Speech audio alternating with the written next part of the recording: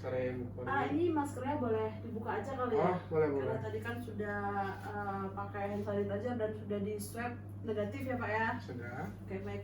Terima kasih banyak buat Pak Frans sudah meluangkan waktunya untuk ngobrol santai sama saya saat ini. Gimana kabarnya Pak Frans? Puji Tuhan baik Mbak Kori. Baik ya, oke. Pak Frans sebagai seorang project coordinator benar ya? Ya. Oke, jadi saat ini saya mau tanya-tanya Bapak nih seputaran lobby atau negosiasi yang mungkin Bapak sudah pernah lakukan kegiatan tersebut sebagai seorang project coordinator, betul ya? Oke. Tapi sebelum kita masuk ke pertanyaan-pertanyaan tersebut, boleh dong Pak, Kori pengen tahu nih, boleh Bapak ceritain dong backgroundnya Bapak sebelum masuk di dunia pekerjaan seperti apa? Oke, thank you Mbak Kori pertanyaannya. Saya sebelum kerja itu sekolah sebagai mahasiswa di Universitas Indonesia. Oh ya, Ya. Universitas Indonesia? Iya. Yang di Depok ya? Iya. Oke. Jurusan Teknik Metalurgi Material. Nah, ya udah selama 4 tahun berkuliah ya saya cukup aktif mengikuti kegiatan akademisi, ikutin organisasi juga. Saya juga aktif jadi asisten dosen.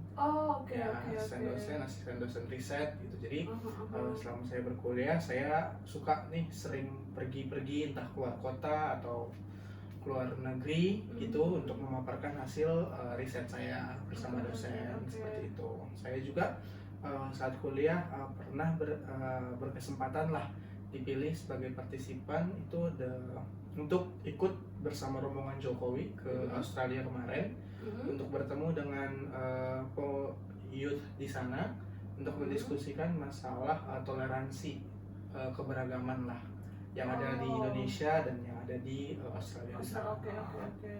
Seperti itu. Oke. Berarti itu kegiatan tersebut di luar kampus berarti ya? Iya. Oke.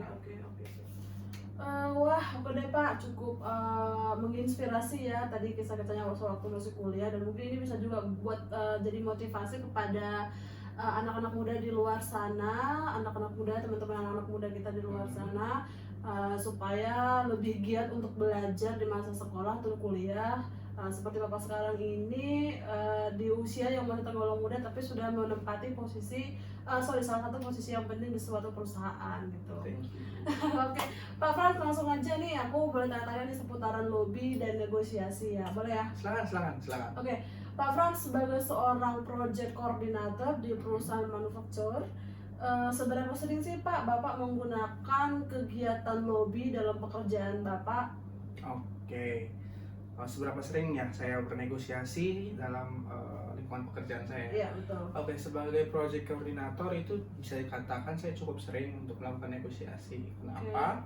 Karena memang banyak hal yang perlu didiskusikan gitu. Kalau misalnya timeline project seperti apa, proses trial seperti apa, atau proses eksekusi proyeknya akan seperti apa gitu.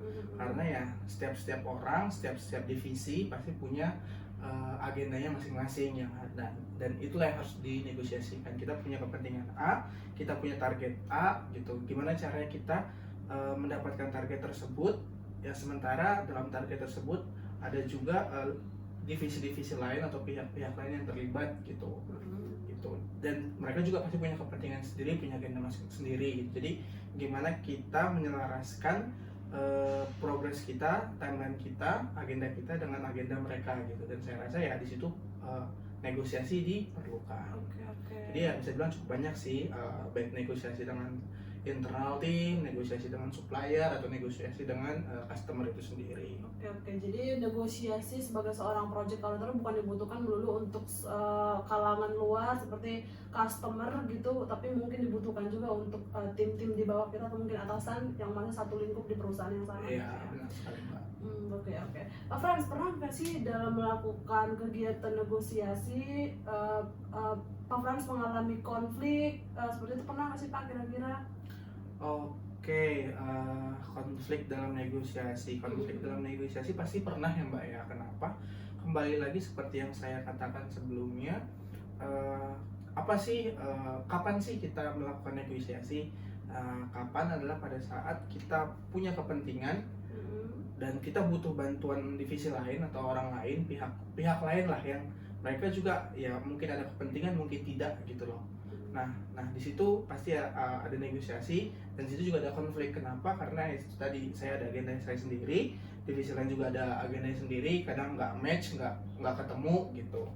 Jadi ya saya rasa di situ dapat konfliknya, masalahnya, kesulitannya gitu. Oke. Sorry, tadi Pak Frans sempat bilang negosiasi itu ketika kita punya kepentingan dengan pihak lain yang mungkin punya kepentingan juga yang sama, tapi mungkin juga tidak memiliki kepentingan. Maksudnya apa mungkin Pak dalam industri pekerjaan gitu kita melakukan kegiatan negosiasi, tapi yang membutuhkan itu adalah satu pihak seperti itu. Apa mungkin terjadi ya? Saya rasa mungkin ya, mungkin misalnya kemarin seperti ini, yang butuh satu pihak kan ya. Oke, kemarin misalnya di project A lah saya katakan, saya project A. Nah, karena ada suatu masalah, projectnya ini delay. Projectnya ini delay. Akhirnya apa namanya? Kita harus nego dong dengan customer. Nah, di situ customer kan ya bukan urusan saya gitu, maksudnya ini bukan masalah saya gitu. Ya kan, kita udah sepakatin timeline di awal, kita sudah discuss ini matang, rencanakan ini matang, terus tiba-tiba di tengah jalan seperti ini, kenapa bisa seperti itu gitu. Nah, dan ya itulah di situ negosiasi diperlukan gitu. Jadi bisa aja mereka memutuskan sesuatu untuk mengiyakan apa yang pihak Bapak negosiasikan, sementara mereka tidak ada untung apa-apa begitu ya. Oke, baik. Pak Frans, tadi dalam menghadapi berbagai konflik yang terjadi dalam negosiasi, gimana sih cara seorang Pak Frans sebagai seorang project coordinator untuk menyelesaikan konflik tersebut? Nah, saya rasa ini tergantung dari konfliknya ya, tergantung dari konfliknya. Kalau misalnya kayak kita bilang tadi, saya katakan negosiasi ada muncul karena adanya kepentingan. Nah, kalau misalnya dilihat dari kepentingan, ya udah kita lihat dulu nih tingkat kepentingannya, tingkat urgensinya. Siapa yang lebih urgent, kita kah, mereka kah, atau apakah ini bisa jalan barengan bersamaan seperti itu.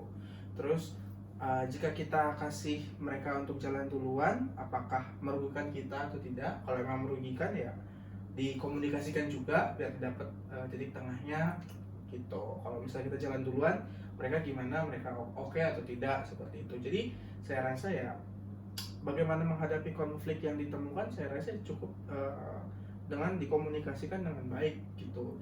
Jangan mengandalkan emosi gitu. Betul.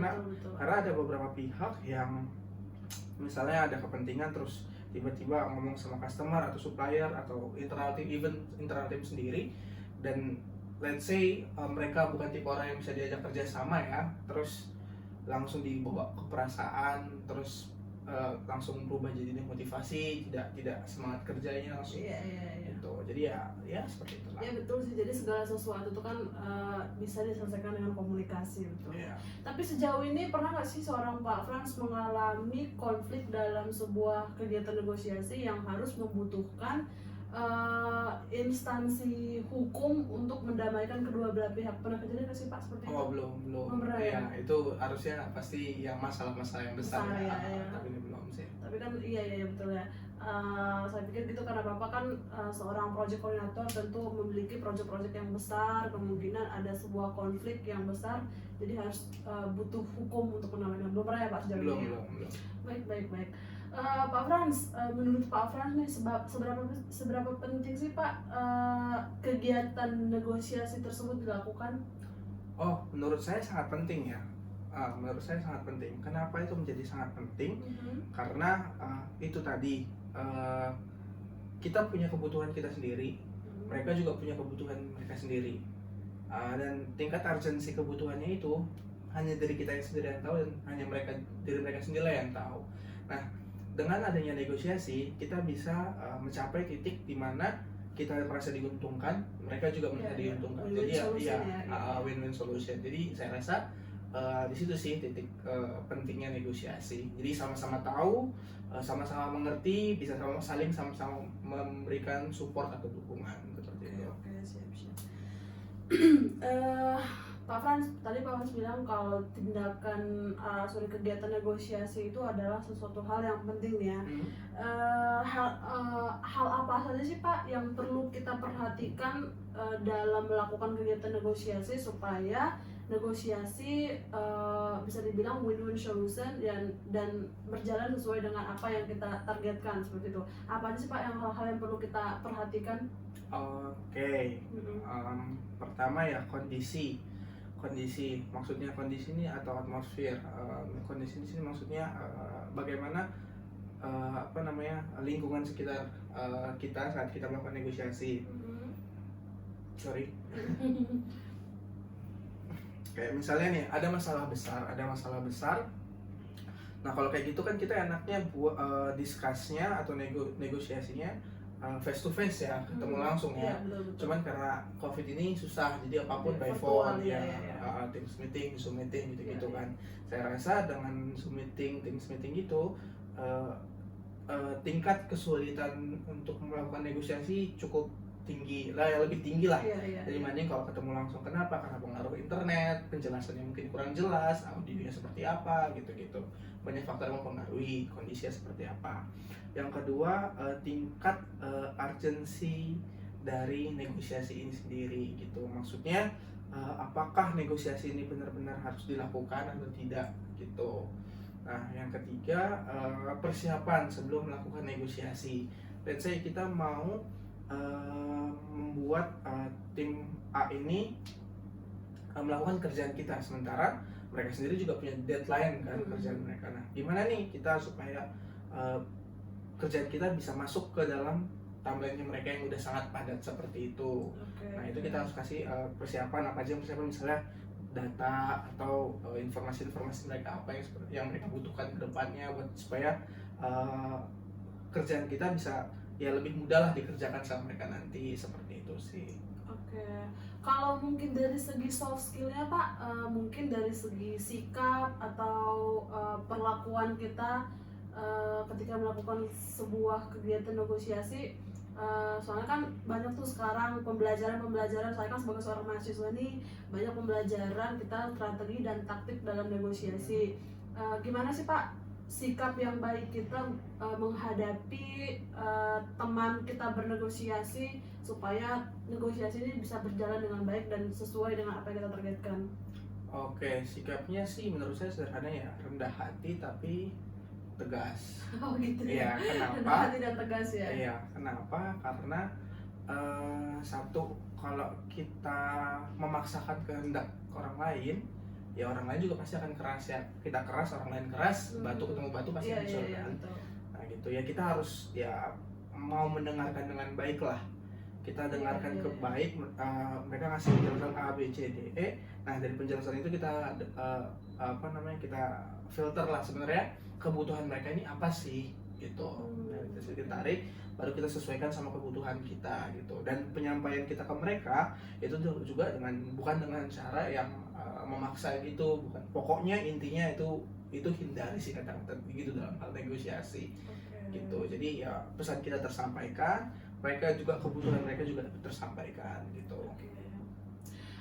Pak, saya nih sebagai seorang mahasiswa pernah mempelajari dalam sebuah teknik negosiasi, katanya ya, kalau misalnya seorang perempuan bernegosiasi dengan seorang laki-laki, kemungkinan hasilnya ini bakal lebih baik atau mungkin keduanya win-win solution lah. Menurut Bapak itu berpengaruh nggak sih hal tersebut? Cukup berpengaruh ya. Cukup berpengaruh ya. Kenapa? Karena ketika kita ketemu sama lawan jenis kita ketemu lawan jenis ya biasanya suasana akan jadi lebih hidup gitu. Sebagai seorang yang normal ya. Iya, sebagai yang normal ya. Iya. Sebenarnya kalau misalnya ya udah cowok ketemu cowok ya mungkin hidup juga, cuman kan kayak ya udah sebatas itu aja. Iya, betul.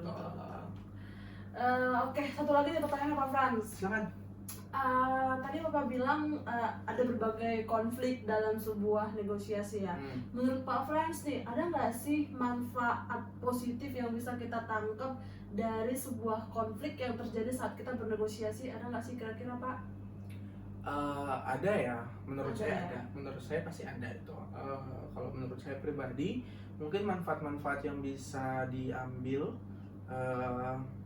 dari konflik dalam bernegosiasi ya. Betul. Yang pertama mungkin pengenalan diri, pengenalan akan diri kita sendiri seperti apa. Jadi kayak introspeksi diri Iya, lah ya. introspeksi diri. Apakah saya tadi saat penyampaian kurang baik ya, makanya dia nggak bisa mendengarkan. Padahal kan kebutuhan saya urgent juga gitu. Terus pengenalan diri, kemampuan kita untuk mendengarkan orang lain, karena kebanyakan orang saat ini mereka mendengarkan bukan untuk mengerti apa kebutuhan lawan bicara mereka, tapi mereka mendengarkan untuk ya hanya sekedar menjawab apa yang mereka bicarakan aja gitu. Jadi ya udah mengenali diri sendiri, terus meningkatkan kemampuan untuk mendengarkan, terus meningkatkan kemampuan komunikasi juga seperti yang saya sampaikan. Bagaimana cara kita belajar dari situ, kita belajar bagaimana cara kita untuk menyampaikan atau mengkomunikasikan keinginan kita kepada lawan bicara kita. Seperti itu sih menurut saya. Oh iya, siap. Wah, terima kasih banyak loh Pak Frans. Ini kayaknya kemampuan lobby atau negosiasinya sudah sangat hebat ya Pak ya. Udah sering terpakai dalam industri pekerjaan ya Pak ya. Ya, puji Tuhan sudah. Oke, ya udah terima kasih banyak ya Pak Frans. Semoga selalu sukses dalam pekerjaannya, selalu sukses apapun setiap jalan-jalannya. Satu lagi nih Pak Frans, boleh sebutin 3 kata yang terbersih dalam pikiran Bapak ketika mendengar kata negosiasi. Negosiasi apa ya?